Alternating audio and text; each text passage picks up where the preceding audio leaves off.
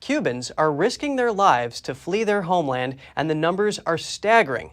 It's second only to a mass exodus just over 4 decades ago, where about 125,000 Cubans fled the island in a 6-month period. Some are now flying to neighboring countries, hitchhiking, and trekking across mountain ranges. Others try their luck at an ocean voyage, with some so desperate they're using homemade rafts. But why are they leaving? We explore this question with the co-founder of an organization that helps Cuban exiles.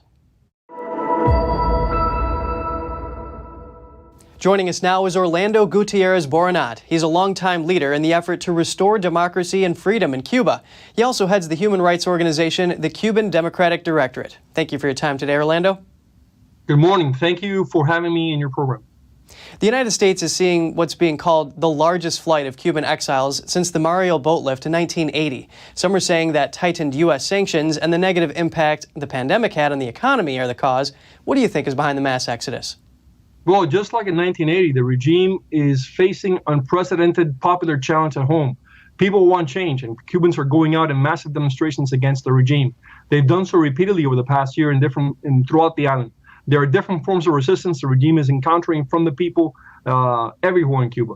So what the regime has done, once again, is it has opened the exit valve, the safety valve, so that it facilitates the exodus of people out of Cuba. Can you explain how this relates to the protests that we saw, the huge protests that we saw in Cuba against the communist regime about a year ago? Cuba was, in 1959, before the advent of communism, one of the most prosperous Latin American economies. The country was about to take off in terms of development. The distorted and draconian economic measures taken by that regime to centralize all production and to control the livelihoods of Cubans has collapsed the Cuban economy. Years of mismanagement, of corruption, of absurd ideological mandates have ruined the Cuban economy. So people have a hard time finding food because the countryside has been the production of the countryside has been literally leveled with the communist policies. There's barely any electricity because the regime has not maintained or done the upkeep of the electrical grid in the country.